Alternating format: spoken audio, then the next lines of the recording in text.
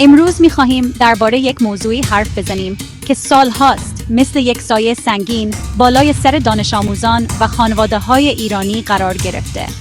بله، درست حد زدید. صحبت از کنکوره. آزمونی که قرار بود دروازه ورود به دانشگاه و آینده‌ای روشن باشه، اما برای خیلی‌ها تبدیل به یک کابوس بزرگ شده. کنکور فقط یک آزمون ساده برای سنجش دانش نیست، بلکه یک پدیده اجتماعی پیچیده است که سرنوشت میلیون‌ها جوان ایرانی رو رقم میزنه و تمام نظام آموزشی ما رو تحت تاثیر خودش قرار داده. این آزمون 4 ساعته که حاصل 12 سال درس خواندن و تلاش شبانه روزی دانش آموزان رو میسنجه. به نوعی تبدیل به مهمترین رویداد زندگی یک جوان 18 ساله شده. انگار همه چیز به همین یک روز بستگی داره.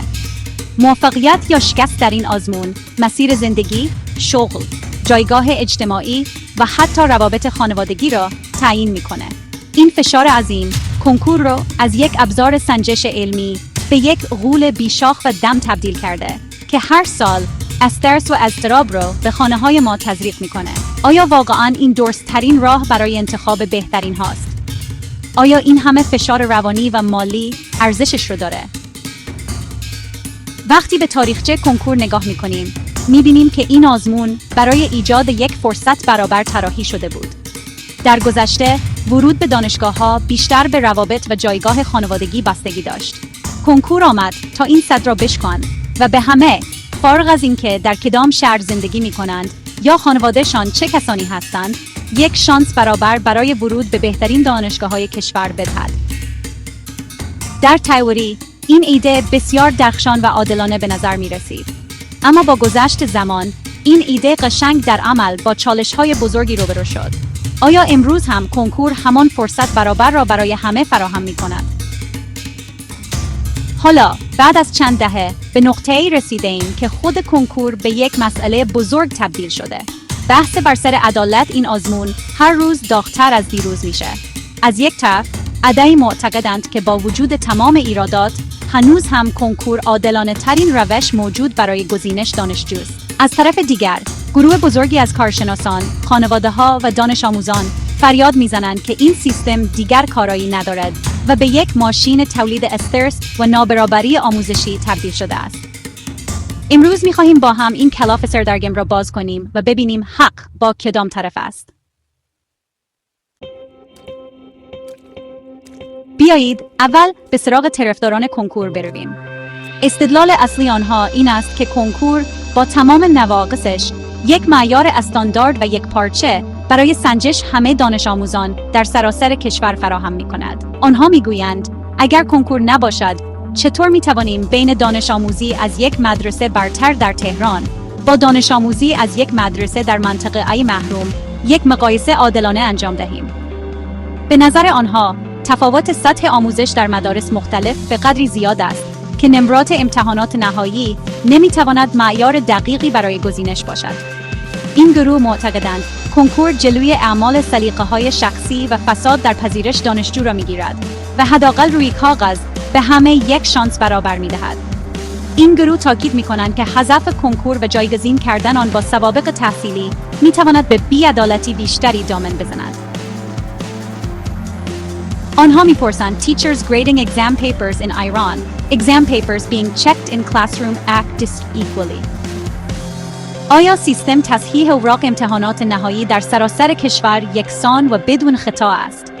آیا امکان تقلب و پارتی بازی در این سیستم وجود ندارد؟ از نگاه موافقان، کنکور یک سد محکم در برابر این مشکلات است. آنها میگویند به جای پاک کردن صورت مسئله و حذف کامل کنکور، باید به فکر اصلاح آن باشیم. مثلا میتوانیم تاثیر کنکور را کمتر کنیم و وزن بیشتری به سوابق تحصیلی بدهیم. اما حذف کامل آن هرج و مرج در نظام پذیرش دانشجو را به همراه خواهد داشت و راه را برای بی‌عدالتی‌های جدید باز می‌کند. اما در آن سوی میدان، مخالفان سرسختی ایستادند که دلایل محکمی برای حرف‌هایشان دارند. آنها می‌گویند کنکور به هیچ وجه عادلانه نیست، چون همه دانش آموزان از امکانات آموزشی یکسانی برخوردار نیستند. دانش آموزی که در یک خانواده مرفه زندگی می‌کند، می‌تواند Luxury private Iranian school exterior, students entering elite school building. به بهترین مدارس غیر انتفاعی برود.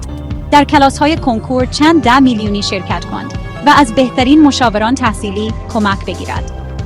در مقابل، دانش آموز با استعدادی که در یک منطقه محروم زندگی می‌کند و خانواده‌اش توان مالی پرداخت این هزینه‌ها را ندارند، چطور می‌تواند با او رقابت کند؟ اینجاست که کنکور از ابزار عدالت به ابزار تشدید نابرابری طبقاتی تبدیل می‌شود. مخالفان همچنین به پیامدهای روانی و اجتماعی کنکور اشاره می‌کنند. آنها معتقدند این آزمون Students working alone at desks versus collaborating in groups at stock distribute scored equally.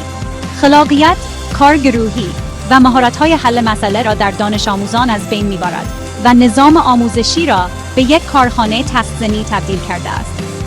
به جای یادگیری عمیق مفاهیم، دانش آموزان فقط تکنیک‌های سریع پاسخ دادن به سوالات 4 گزینه‌ای را یاد می‌گیرند. این سیستم میلیون‌ها جوان را دچار استرس، اضطراب و افسردگی می‌کند و حس شکست و سرخوردگی را در کسانی که رتبه خوبی کسب نمی‌کنند به وجود می‌آورد.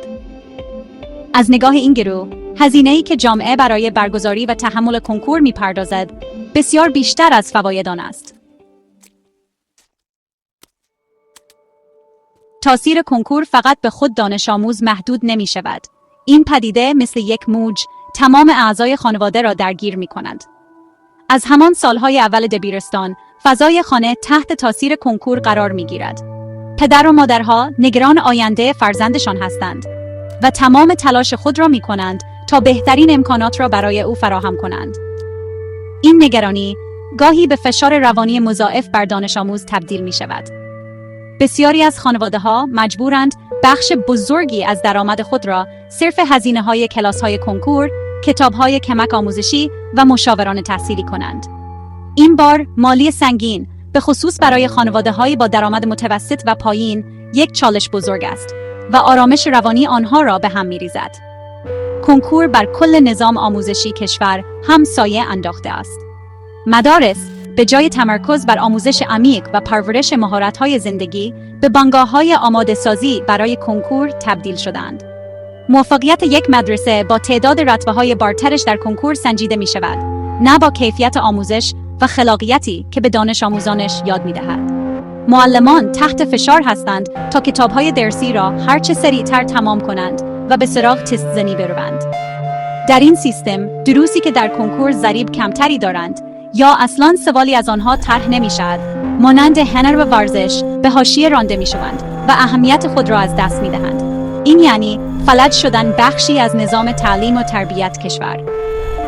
در سطح جامعه، کنکور یک بازار مالی عظیم و پرسود به نام مافیای کنکور ایجاد کرده است. مؤسسات آموزشی، ناشران کتاب‌های کمک درسی و مشاوران تحصیلی با استفاده از استرس دانش آموزان و خانواده‌ها درآمدهای میلیاردی کسب می‌کنند. این مؤسسات با تبلیغات گسترده و وعده‌های فریبنده این باور را در جامعه جا انداخته‌اند که بدون شرکت در کلاس‌های آنها موفقیت در کنکور غیر ممکن است. این چرخه مالی بزرگ یکی از اصلی‌ترین موانع بر سر راه حذف یا اصلاح کنکور است، زیرا منافع اقتصادی قدرتمندی در حفظ وضعیت موجود دخیل هستند و در برابر هر تغییری مقاومت می‌کنند. و اما تلخ‌ترین بخش ماجرا تأثیری است که کنکور بر سرنوشت جوانان می‌گذارد. یک جوان 18 ساله پر از انرژی و رویا تمام آینده خود را در گرو نتیجه یک آزمون چند ساعته می‌بیند. اگر در این روز سرنوشت ساز حالش خوب نباشد یا به دلیل استرس نتواند عملکرد خوبی داشته باشد، ممکن است از ورود به رشته و دانشگاه مورد علاقه‌اش باز بماند. این اتفاق می‌تواند منجر به سرخوردگی، از دست دادن اعتماد به نفس و حتی افسردگی شود. جامعه با این سیستم به جای پرورش انسان‌های خلاق و امیدوار، نسلی را تربیت می‌کند که معیار موفقیت را فقط در کسب یک رتبه خوب می‌بیند و از شکست وحشت دارد. بحث بر سر حذف یا باقی ماندن کنکور سال هاست که در راهروهای مجلس و وزارت آموزش و پرورش در جریان است. مسئولان همواره از لزوم تغییر در این سیستم صحبت کردند. طرح‌های مختلفی مانند افزایش تدریجی تاثیر سوابق تحصیلی و برگزاری آزمون‌های استاندارد در طول دوران دبیرستان مطرح شده است. در حال حاضر، قانون به سمت افزایش سهم نمرات امتحانات نهایی در پذیرش دانشگاه حرکت کرده و قرار است این سهم به تدریج افزایش یابد. مسئولان آموزش و پرورش معتقدند این کار می‌تواند از اهمیت کنکور بکاهد و دانش آموزان را به یادگیری عمیق‌تر مفاهیم درسی تشویق کنند. با این حال، این تغییرات با چالش‌های جدی روبرو هستند. همانطور که گفتیم، یکی از بزرگترین نگرانی‌ها عدم یکسان بودن سطح آموزش و کیفیت تصحیح اوراق در سراسر کشور است. تا زمانی که زیرساخت‌های لازم برای برگزاری امتحانات نهایی استاندارد و ایمن فراهم نشود، تکیه کامل بر سوابق تحصیلی می‌تواند به بی‌عدالتی‌های جدیدی منجر شود. از طرفی، مافیای کنکور که منافع اقتصادی هنگفتی در این سیستم دارد، با تمام توان در برابر تغییرات اساسی مقاومت می‌کنند و با ایجاد شبهه در طرح‌های جایگزین، سعی در حفظ وضعیت فعلی دارد. این کشمکش میان موافقان و مخالفان تصمیم‌گیری نهایی را بسیار دشوار کرده است. پس سوال اصلی این است: کنکور بالاخره کی حذف می‌شود؟ پیشبینی دقیق زمان حذف کامل کنکور کار ساده‌ای نیست. با توجه به مقاومت‌های موجود و پیچیدگی‌های فنی و اجرایی، به نظر نمی‌رسد که در 1-2 سال آینده شاهد حذف کامل آن باشیم. اما راند فعلی نشان می‌دهد که کنکور به تدریج در حال تغییر شکل است. احتمالاً تا چند سال آینده وزن کنکور در پذیرش دانشجو کمتر و کمتر خواهد شد و سوابق تحصیلی به خصوص نمرات امتحانات نهایی استاندارد شده نقش اصلی را ایفا خواهند کرد. شاید تا حدود سال 2030 کنکور به شکلی که امروز می‌شناسیم دیگر وجود نداشته باشد و جای خود را به یک سیستم گزینش چند معیاری بدهد. در نهایت، آینده کنکور به یک اراده جدی برای ایجاد تحول در نظام آموزشی بستگی دارد.